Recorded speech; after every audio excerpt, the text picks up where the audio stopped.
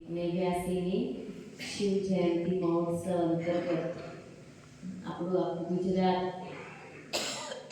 શું જોઈ રહ્યું છે?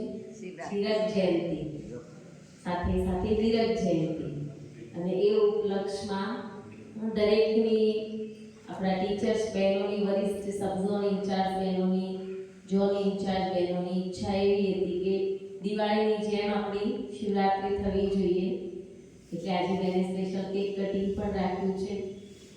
આપ સૌ અહીંયા પ્રતિજ્ઞા પણ કરશો અને આપણે કેક કટિંગ કરીને નીચે આપણે બધાને કેક પણ લેવાની છે. પરંતુ ખાસ આપણું લક્ષ્ય એવું હોવું જોઈએ કે બાબાએ તો ઈચ વન ટીચ વન નો મેસેજ તો બહુ વર્ષો પહેલા આપેલો હતો, યાદ છે બધા? તો કેટલાને ભણાયા? ઈચ વન ટીચ વનમાં તમે એક ભણો અને બીજા એકને ભણાવો, તો આ વર્ષમાં તો એ સેવા કરીશું કે નહીં? હા, તો આવતીકાલે અને આજે આટલા બધા લોકો એક એકને લઈને આવે તો કેટલી સંખ્યા, આટલી તો થઈ જાય બીજી. આજે શિવરાત્રિના પ્રોગ્રામની અંદર તમે એક બે બેને તો 10 કીધું તું કાલે. તમે તમારા એરિયામાંથી જે પણ આત્માઓ સેવા કરે અને એ આત્માઓને અહીંયા લઈને આવે, તો એ પણ ભાગ્ય અને દુઆઓ કોના હાથમાં છે? જે લઈને આવે એના હાથમાં.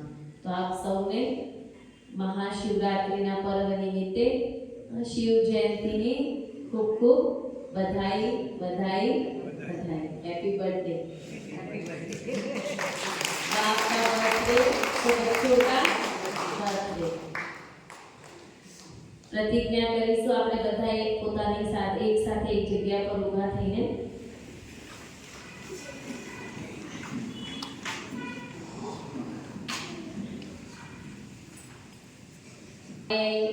ગઈકાલે જે વ્યક્ત મોલી શિવ જયંતિની ચલાવી એમાં પણ કહ્યું હતું, પુષ્પાબેન આવશે ઉપર, કે मैं परनो त्याग करी बेहदनी वैराग्य वृत्ति ने धारण करो અને करना और कहना समान में बनाना चाहिए. ये काले बाबाની મોરલી હતી અને એને આપણે ધ્યાનમાં રાખીશું અને પ્રતિજ્ઞા લઈશું.